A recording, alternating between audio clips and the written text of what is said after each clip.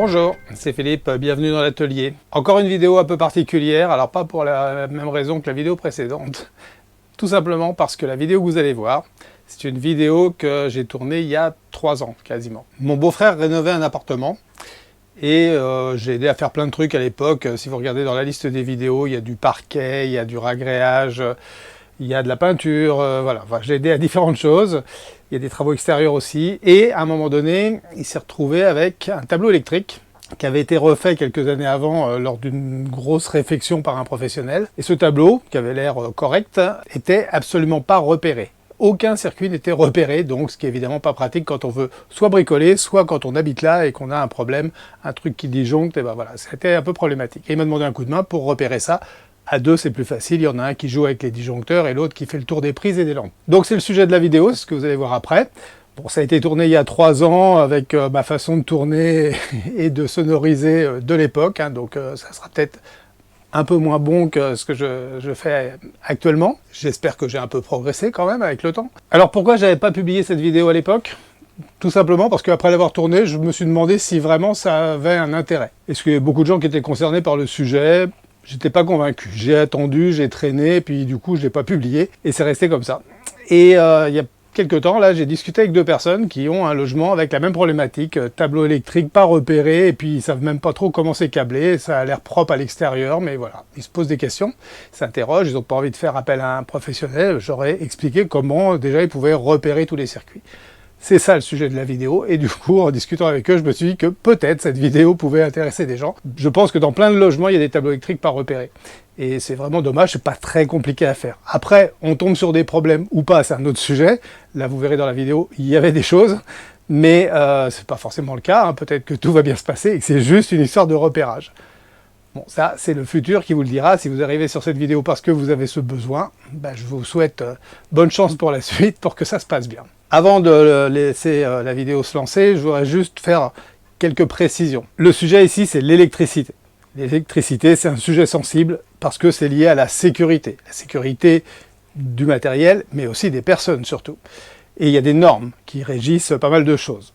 Dans cette vidéo, toutes les normes ne sont pas respectées, c'est pas forcément de la faute de mon beau-frère, parce que c'est pas lui qui a fait l'installation, mais c'est lui qui s'est un peu décarcassé après pour essayer de remettre les choses comme il fallait. Certains sujets ont été évoqués dans cette vidéo, il y a d'autres sujets qui ne sont pas évoqués, c'est pour ça que je rajoute ça dans l'introduction, enfin dans la pré-introduction. Par exemple, je pense que certains remarqueront qu'il n'y a pas assez d'interrupteurs différentiels par rapport au nombre de circuits. C'est une évidence quand on le voit. Sur le moment, c'était pas le sujet de notre réflexion, on le savait, mais enfin, c'était pas ça qu'on était en train de tester. Mais je préfère le dire quand même pour ceux qui regarderont cette vidéo. Il y a des normes. La norme actuelle, c'est un interrupteur différentiel pour 7 circuits, je crois. C'est obligatoire dans le neuf, il y a du consuel, etc. Dans la rénovation, on a toujours un peu de liberté, mais quand c'est possible, on essaye de se rapprocher. Depuis cette vidéo, mon beau-frère, il a rajouté des interrupteurs différentiels sur le tableau, je vous rassure. Mais surtout, il a réparé les problèmes qu'on avait repérés, qui eux étaient vraiment sérieux, puisque je vous laisse voir ça dans la vidéo, mais il y avait des choses qui pouvaient être relativement dangereuses. Voilà, je ne fais pas plus long pour l'introduction, je vous laisse avec l'introduction de l'époque, qui est assez courte, et puis après, ce qui va se passer dans cette vidéo, vous verrez. Ça sera la surprise. Bon visionnage. Bonjour, c'est Philippe. C'est reparti pour une vidéo dans l'appartement que mon beau-frère rénove. Alors ce sera peut-être la dernière vidéo parce que il a bien travaillé et quasiment tout est fait. Aujourd'hui je suis venu pour un petit truc complémentaire mais qu'il faut faire. Le tableau électrique. Alors non, on va pas refaire le tableau électrique. Tout va bien de ce côté-là. Il a été refait il y a un certain temps, lors d'une rénovation précédente. Est-ce qu'il est parfait ou pas, on ne sait pas trop. Ça sera l'occasion de jeter un œil, mais surtout, vous voyez que il n'y a rien de marqué sur les disjoncteurs. Donc c'est un tableau dans lequel on travaille en aveugle. Et ça, c'est pas pratique quand on veut soit régler un problème de quelque chose qui disjoncte, ou si jamais il y avait une évolution à faire. Donc aujourd'hui, on va prendre le temps de repérer tout ça. Alors, c'est pas un gros travail d'électricité, mais c'est un peu pénible à faire, et surtout quand on est tout seul. Donc là, on est 2. Et du coup, il y en a un qui se met au niveau du tableau, l'autre qui fait le tour de tous les interrupteurs, de toutes les prises. On coupe tous les disjoncteurs, et puis on remet disjoncteur par disjoncteur pour voir sur quoi c'est branché. Voilà. Et puis à la fin, on saura si c'est bien réparti ou pas, en termes de calibre sur les disjoncteurs. Voilà. Sinon, le tableau, il est assez classique. Il y a un interrupteur différentiel à gauche, une série de disjoncteurs avec des calibres différents. Il y a un jour-nuit pour le ballon, ça. Et en bas, il y a une autre série avec, là encore, des 20, des 16 et des 10. Donc on imagine qu'il y a des circuits lumière, il y a des circuits prises, il y a des circuits chauffage parce que c'est un chauffage électrique, il y a la cuisine tout électrique. Donc on va pointer tout ça et comme ça on verra si les disjoncteurs sont bien calibrés ou pas et si éventuellement il faut prévoir de remplacer certains. Et surtout, ce sera l'occasion de faire des belles étiquettes. Voilà, ça va pas être passionnant mais il faut le faire. C'est parti, il n'y a plus qu'à.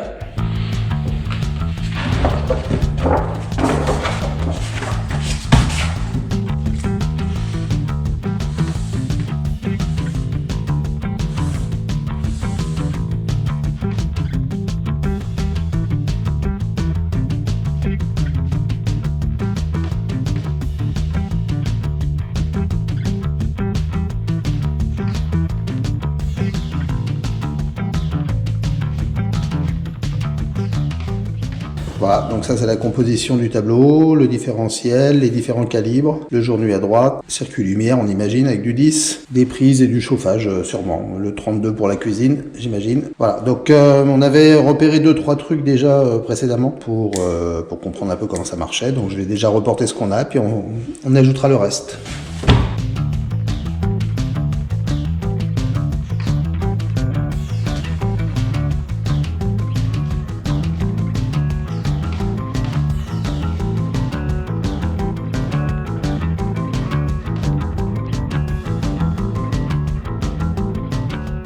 Voilà, donc ça c'est ce qu'on avait déjà repéré, et maintenant il faut repérer tout le reste. Alors pour ça, le plus simple c'est de tout couper, et de se mettre pièce par pièce, et de voir ce qu'il faut rallumer pour la lumière, puis après pour les différentes prises en branchant un truc dessus.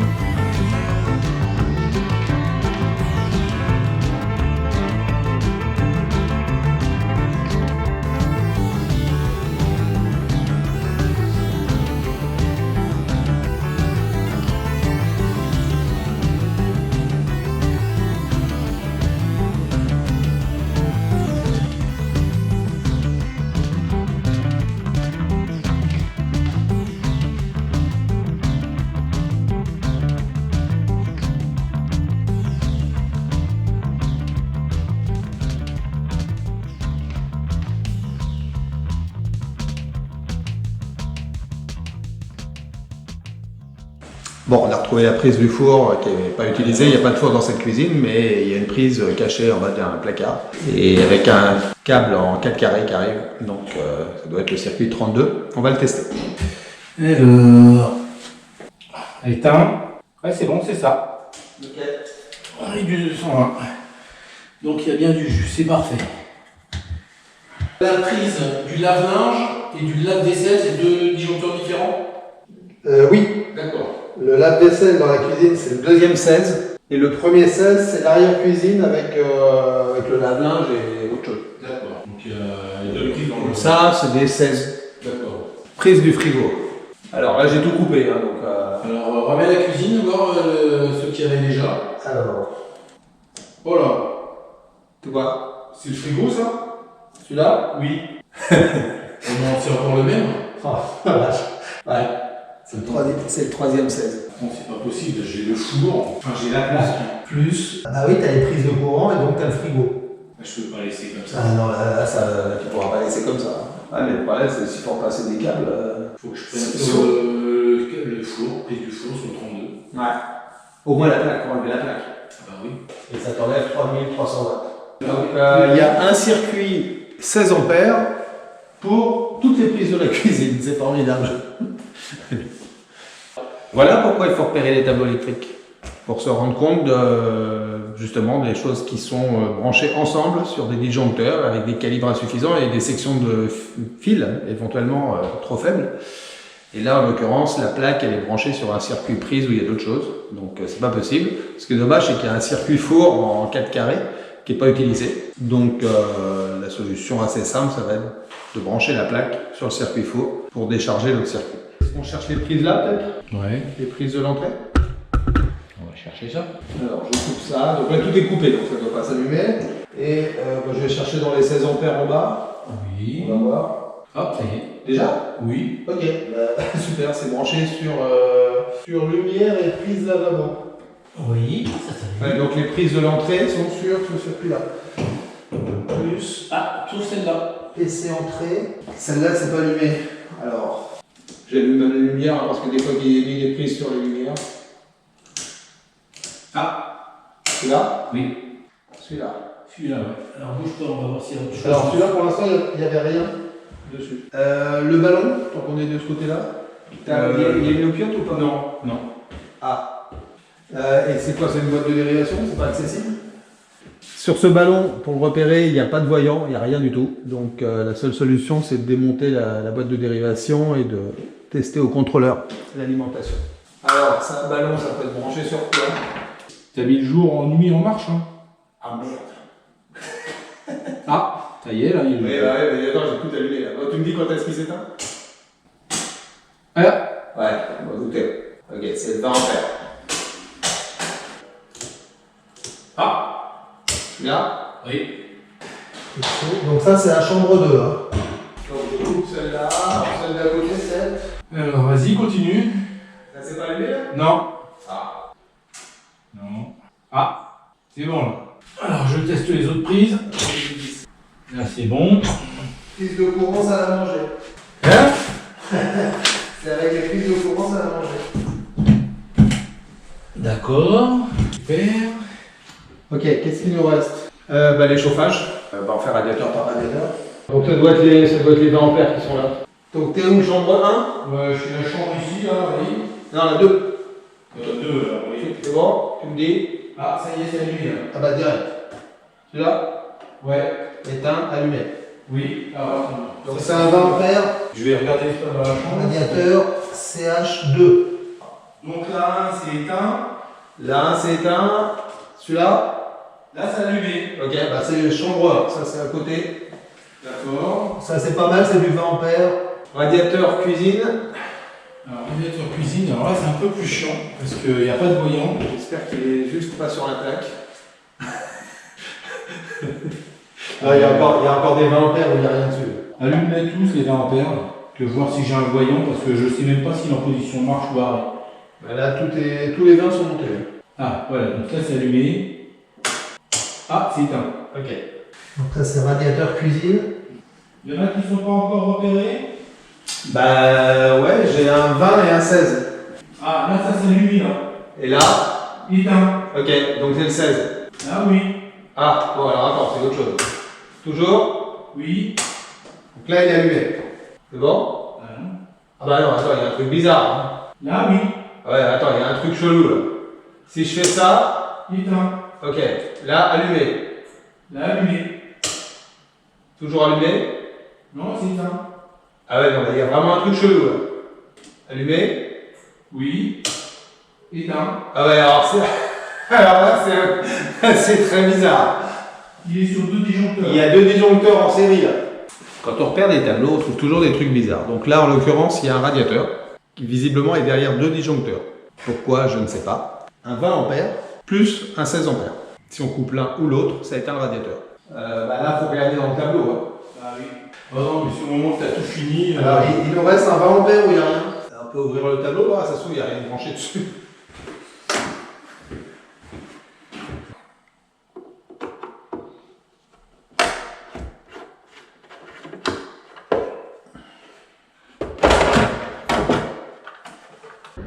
C'est pas sale, hein.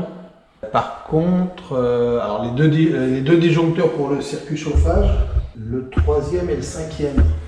1, 2, 3. Alors déjà, il y a un fil qui tient pas là. Il y a un fil qui m'est resté dans la main. Là. Sabotage. J'espère que les autres fils ils tiennent mieux que ça parce que là, à peine j'y ai touché, le truc il m'est resté dans la main. Super. Mais comment c'est possible qu'il y ait deux disjoncteurs qui couplent ou alors ils ont croisé les neutres ou... Ah, c'est possible. Faut regarder les deux fils, les deux. Là, à mon avis, ils ont croisé la phase et le neutre. Donc à mon avis, ouais, c'est ça, il y a la phase sur l'un et le neutre sur l'autre. Je vois que ça comme, C'est possible. comme explication. Après, on peut inverser les deux neutres, hein, on risque rien. Hein. Donc là, tout est disjoncté. Hein. Donc j'ai dit c'est le troisième et le cinquième. Donc le troisième et le cinquième. Et donc je mets celui-là ici. Ah, comment on peut faire ce genre d'erreur? C'est aberrant. Quand tu poses tes câbles, tu les repères, tu les sonnes, je sais pas. Ça c'était quoi? Donc on a dit que c'était le radiateur cuisine et arrière-cuisine. Donc là, j'allume cuisine. Là ça s'allume pas. Ouais, ça s'allume pas, ouais, non, c'est pas. Ah, ou alors c'est croisé avec autre chose. Alors là, pour le trouver, l'autre. Voilà, attends, déjà il faut que je remette. Alors attends, que je rallume l'autre. Là ça s'allume. Ok. Toujours allumé. D'accord, ok. Ça veut dire que la phase, elle vient d'ailleurs. Là c'est éteint. Waouh. Ah, mais attends, c'est peut-être inversé du coup. Là c'est allumé, Oui. là c'est éteint. Oui. Retourne dans la cuisine. Toujours éteint, hein. Oui. Waouh, alors là c'est carrément chelou là.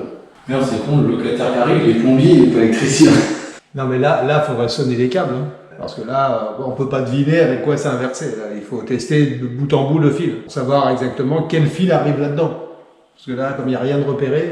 Ou alors, il y a une solution, c'est qu'on chante les deux fils là et on essaye de... Si c'est branché ailleurs... voilà, le problème c'est que si c'est branché ailleurs, c'est pour ça que ça serait mieux de les tester bout à bout. T'as coupé le jeu, hein. Oui. Je suis plus raisonnable qu'avant pour ça. Et là, ça devient de plus en plus...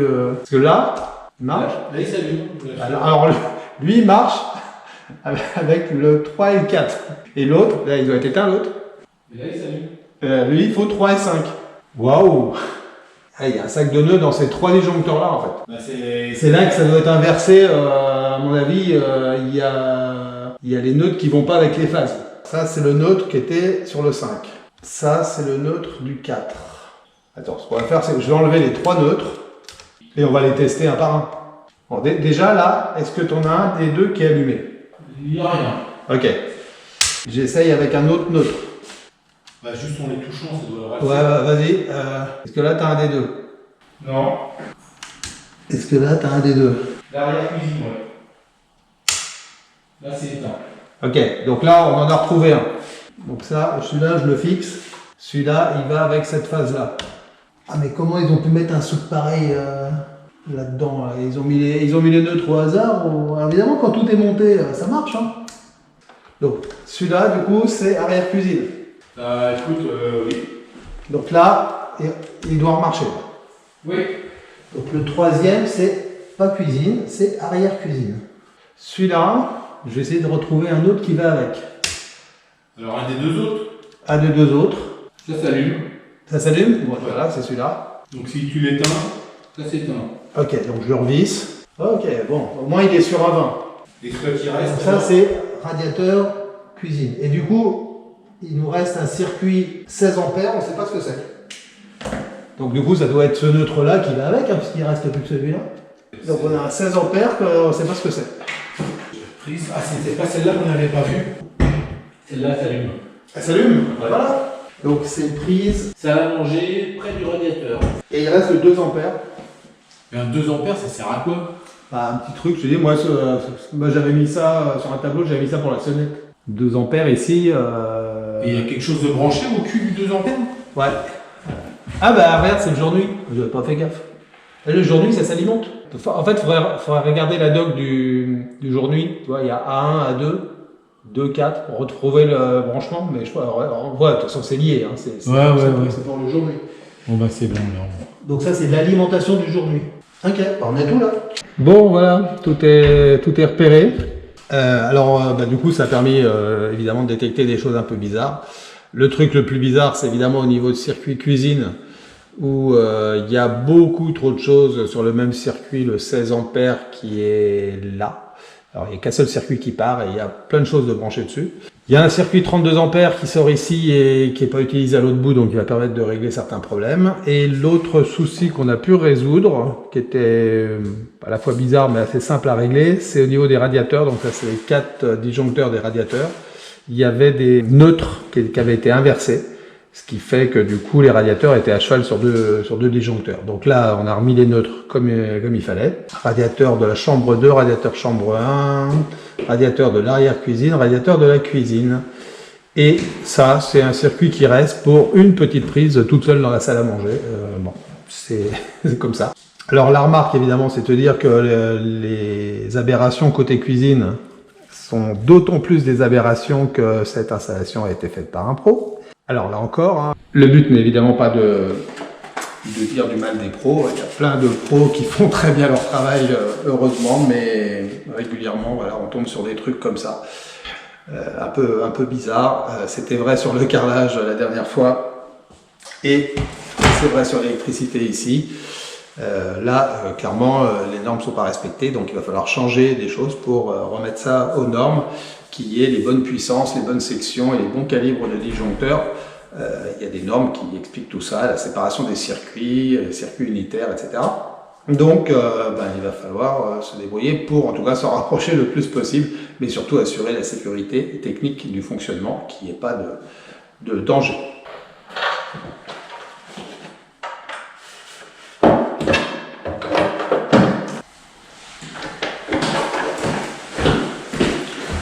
C'est le premier qui... Ah, il y a un petit cran. Il y avait quelque chose. Nickel. Ça se met comme ça. Ça se pose dessus et ça se descend. Il y a juste un clou en fait qui se plante dans le doigt en fait. D'accord. C'est simple mais efficace. Et voilà, c'est terminé pour aujourd'hui. Voilà, donc le tableau est fini de repérer.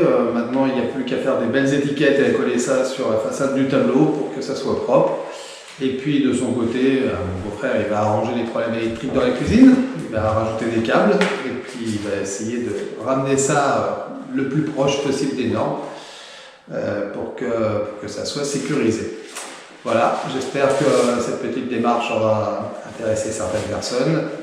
Un tableau par repérer, c'est vraiment pas pratique, il faut le faire, c'est pas forcément compliqué. On tombe pas forcément sur des problèmes, les choses sont bien faites, il n'y a pas de neutre à inverser ou de choses à transformer. Donc juste repérer les choses pour que le jour où il y a un problème, on sache exactement quel circuit ça concerne et qu'on puisse agir facilement.